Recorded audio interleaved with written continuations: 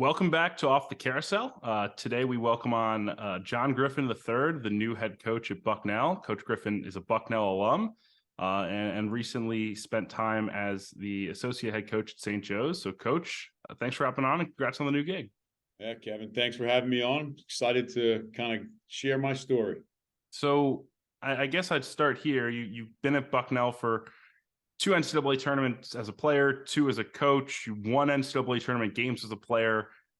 Like, you, as much as anyone, understands what makes Bucknell a special place and a special program. Can you try to explain to us what Bucknell basketball is and why this place is unique?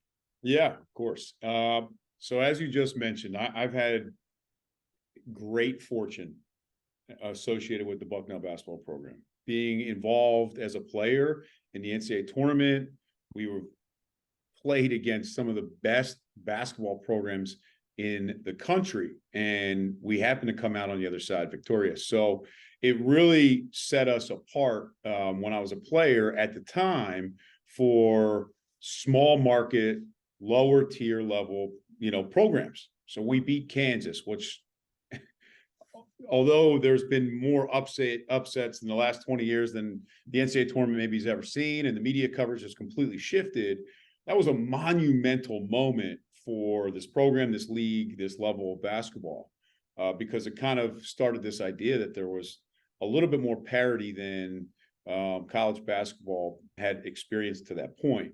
So I'm a Philadelphia native, and I'm widely recognized for wearing a little bit of my heart on my sleeve, chip on my shoulder, whatever cliche phrase we can attach to a level of intensity and competitiveness that is aligned with being a Philly native. When I committed to Bucknell as a player, the first thing that stuck out to me was the facility. We have a beautiful facility. And I think it's actually been probably a facility that other mid-majors have used as an example. I think of Fairfield or Monmouth as two that come to mind. But we have a beautiful facility. It seats about 4,500. It's got a great electronic element to it. And it set the tone for me as to what the program could be. My perspective is the Big Five, St. Joe's, Villanova, Temple, Penn, LaSalle, and obviously, and now Drexel. But my perspective was like basketball is important.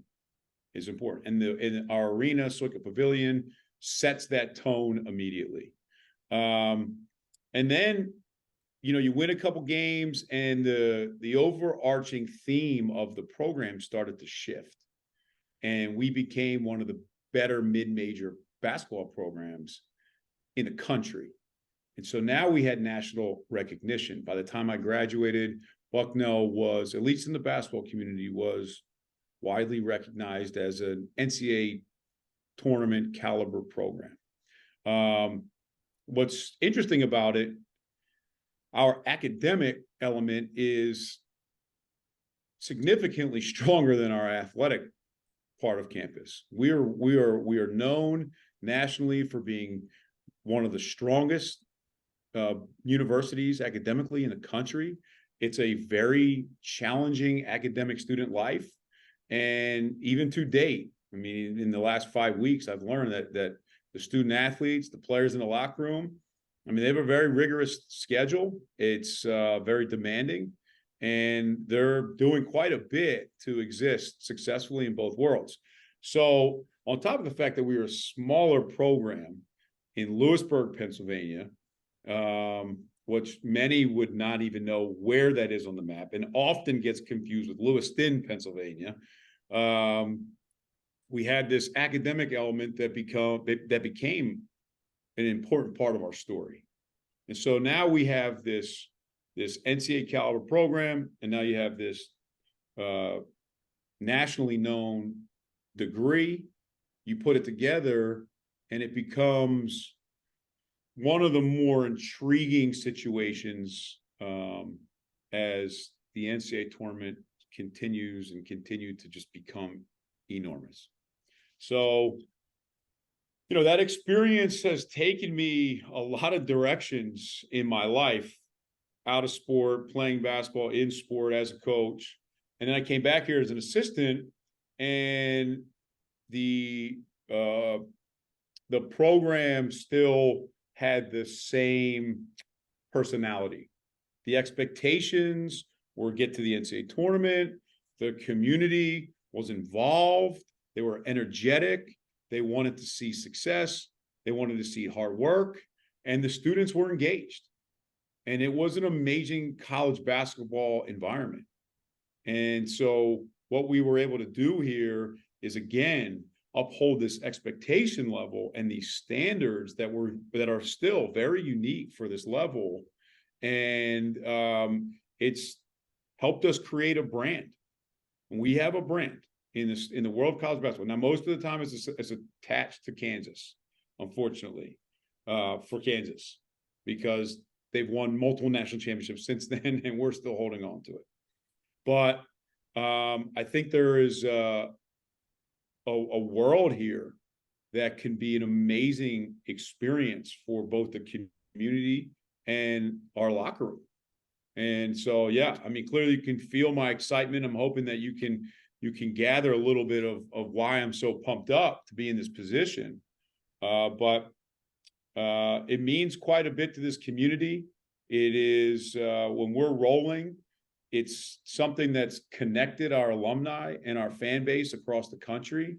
And because of our strong academic element, I mean, we have alumni that are all over the world because they go in so many different realms. And I'm just looking to reignite that passion. And when I was a player, when I was a coach here, we would travel. We go to San Francisco. I mean, we're going to Cameron Indoor this upcoming year, and they'll probably give us 10 tickets. But I'm looking forward to seeing the sea of orange. I mean, that's what I'm used to, and that's the energy that the staff and I will bring.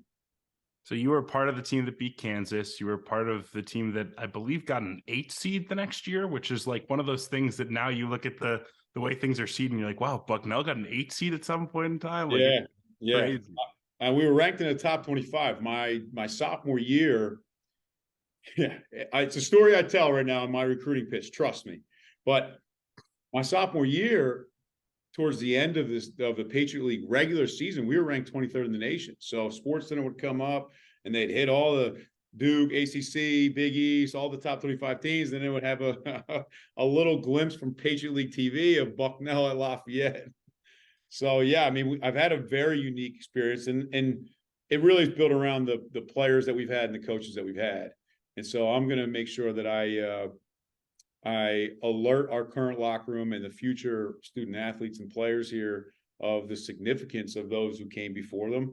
But we had really good players when I was here. We were big, we were athletic, we were talented. And a lot of those players went on to play professionally. But it set the tone for the league. You look at the league now, and Holy Cross was really good then. Ralph Willard had a terrific team. They had multiple pros that made a lot of money back then, and it set the tone. You know, I think our league is fearless and always goes into the NCAA tournament with the attitude that they can win the game. Talking about your league and kind of where a higher academic program like Bucknell and the Patriot League sits generally right now, there's limitations, particularly in like the portal age, of like what you can take. Obviously, Patriot League schools do take some transfers, but it's certainly not as prevalent, and it's certainly not something you had the opportunity to do when you got to Bucknell. Like, all right, we're gonna turn the whole roster over, take 10 kids from the portal, and restart. What's your mindset around that, and maybe both the benefits in terms of maybe longer term continuity, but also the challenges at being at a place where academics are such a huge part of the process and impact what types of players you can recruit? Yeah, I mean, I certainly don't have the same first 30 days that many people do in my seat in today's world. Having the experience of taking over a program like we did at St. Joe's, I've certainly felt the effects of having to reconstruct your roster.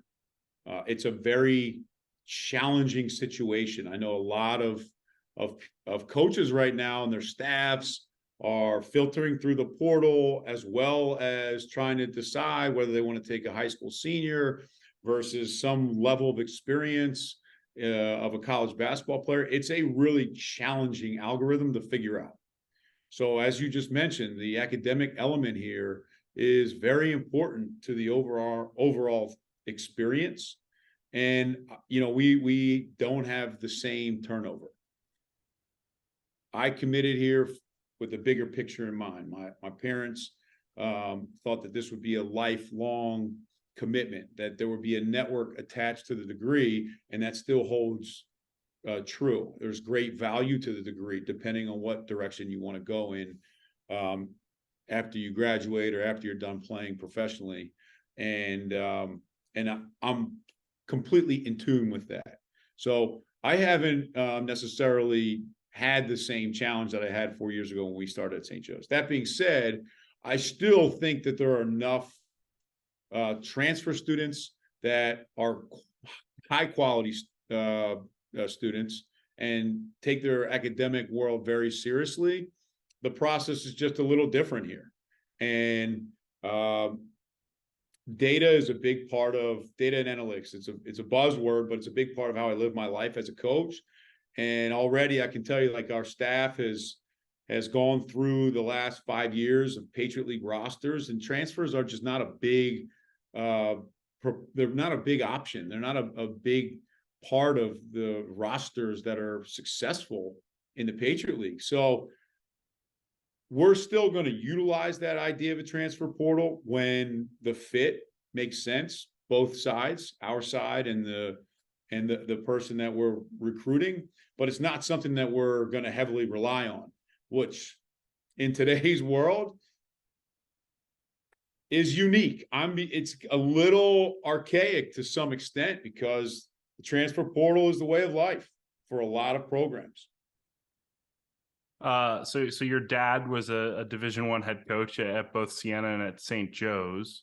Was this a situation where dad said, you should be a coach too, or you saw him being coach, I want to be a coach, and your dad was like, this is a terrible idea, what are you doing? Like, tell me the story here. More terrible idea. I think a lot of coaches a lot of coaches' sons have gone through this phase in life where they entertain the idea of being a coach, and their father's like, stop sign, huge stop sign.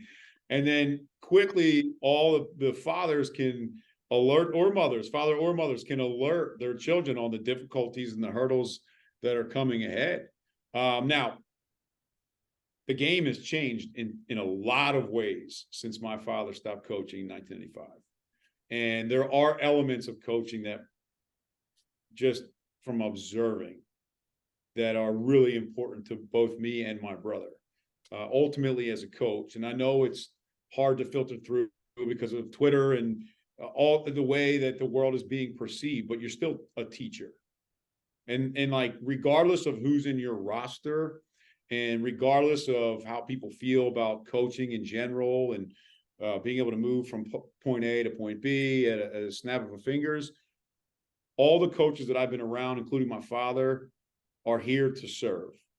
That holds true. They would not spend as much time as they do with other people's children unless they felt in their heart that they were there to serve them, teach them, and help mentor them as they progress in life, whether it be 9 months or 4 years. So that was a major element for me as I figured this out. However, he gave me a big stop sign. My father, he retired in 95, and he's been in a different field of life since.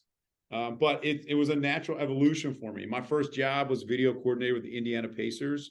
And so I started in a different realm, which was actually incredibly impactful for me because I have this entrepreneurial way of life that often takes me in all these crazy directions. So that gave me enough to say, okay, this is something that I really enjoy. And it doesn't always have to be about whether the ball goes in the basket or, what the X's and O's are. I can check the entrepreneurial box in a couple different ways.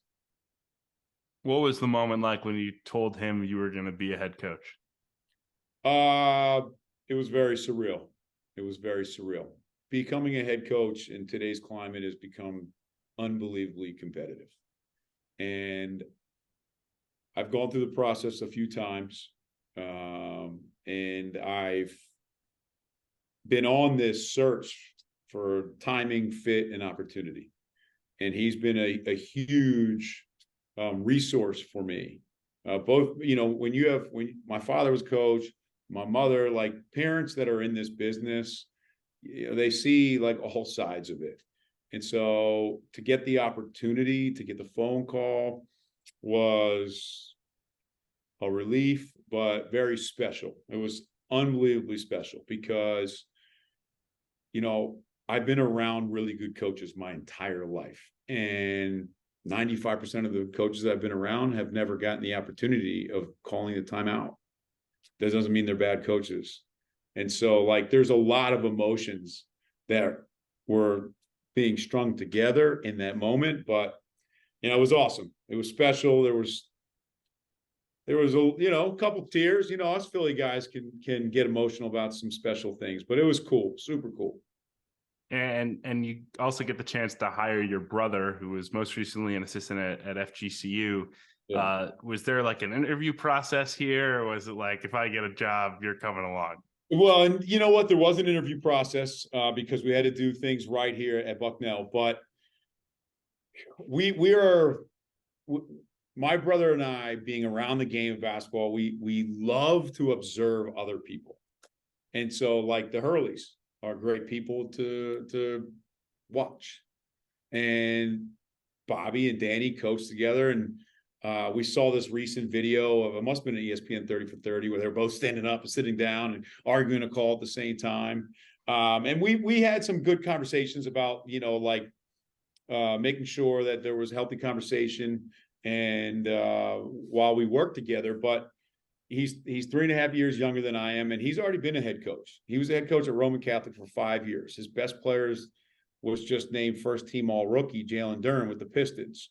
So his perspective is incredibly valued for me. And if anybody knows my brother, he's got an insane level of energy, which is aligned with mine.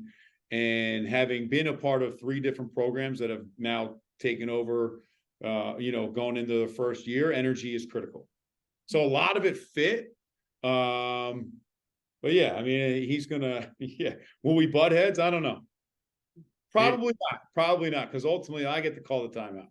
I was gonna say, is it weird to be your brother's boss, or is that a question really for him? Not yeah, it's probably a question for him. Yeah, it's probably a question. He's done a nice job thus far. He's like running everything by me, and I have a great staff. I have staff that has great connection of energy.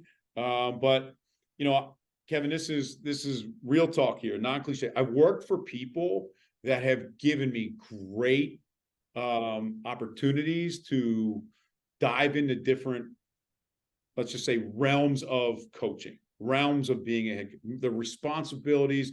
They've delegated to me. They've let me take it and run with it. And I'm going to take what I've learned from those coaches, and most recently with Billy, and make sure that I pass that on. Because it doesn't, I was in their seat 5 weeks ago. What was what were some of the bigger things you learned from Billy? Obviously having an NBA background, and I think thinking about the game probably in a unique way. Like what did you learn from working for him over the past 4 years at St. Joe's? Yeah. So, I mean, this is for a longer conversation, but everything matters. Everything matters. And player development is critical to recruiting, retention, and winning. And your player development model has to be modernized, progressive, and as close to the NBA model as possible. Billy's perspective is unique. He's the one that created the model with the 76ers. We installed it at St. Joe's. Players improved. And I learned how to install. I learned how to modernize a program with visuals and colors and energy. And again, like, everything matters. And so he's pushed me. He pushed me in different directions. He challenged the way I communicated with the players. I installed defensive schemes. I installed scouting reports. And then he also allowed me to, honestly exist with these type of opportunities fine tune the way that I communicate. And it was invaluable. It was an invaluable experience. All right, last question for you. Yep. I saw you guys play last year at Loyola St. Joe's. Yep. And you've talked a lot about how high energy you are, but the thing I noticed was that you couldn't sit on your chair and just chill. Like you like squat in there and like kind of booted the chair out of the way at one point. Like, I guess, how excited are you to be able to walk around on the sideline and burn some of that energy as a head coach? Well, I think you could, if you were to ask the guys that I work with at St. Joe's, Justin Scott, John Lenahan, and then Brendan Strawn, and now Thomas, like all these guys, they would be like, first of all, I'm disturbingly loud. But we were a Lululemon driven staff, Nike fit, Lululemon. So it allowed me to get in a little bit more of a defensive stance. And what's ironic is I was not known as a defensive, individual one-on-one stopper, so to say. So what cracks me up is these photos of me in a defensive stance. But yeah, there is a level of intensity that comes with who I am. But I am excited to move around a little bit. I don't think as a head coach I will be in that type of stance. I won't be necessarily Brad Stevens in the national championship versus Duke, but I'll have to find my balance because I don't want the players losing their minds as their head coach is running up and down the sidelines in a defensive stance. Well, we're looking forward to seeing whatever stances come out on the sideline at Cameron Indoor this year. We got to get you to Lewisburg. On your way home, you got to make a stop. We'll get you all decked out in some orange and blue. And then you can then take this Lewisburg experience, tweet about it. We'll get awesome photos and we'll be rolling. Yeah, that's all we need. But Coach Griffin, we appreciate you coming on. Congrats on the new gig, and looking forward to seeing all the success you have. Thanks. Our partner for today's episode is Athletic Greens. I started taking AG1 during the college basketball season, and I loved the impact that it had on my energy levels. I'm a big coffee in the morning guy, but by the time that the afternoon would hit, I needed another boost. AG1 helped me tremendously, especially on those days when I didn't want to get up off the couch and go hit the gym. Their tagline is AG1 is comprehensive health and the power of habit in one. And man, that could not be more true. It's nearly impossible to eat and drink in a healthy manner in the month of February and the month of March when you are in my business. And AG1 was exactly the supplement that I needed to improve my gut health and cover my nutritional basis for the day. I've continued that into April. I've continued that into May, and I'm going to continue that the rest of the summer. All I have to do is mix a scoop of AG1 with some water or maybe add it into a smoothie, and I'm ready to go. Do it after lunch, and you'll be ready to go for the rest of the day. If a comprehensive solution is what you need from your supplement routine, then Athletic Greens is giving you a free 1-year supply of vitamin D and 5 free travel packs with your first purchase. Go to athleticgreens.com/field68. That's field68, FIELD, the number 6, the number 8, and you can get yours now. So check it out and help support this show. Thanks.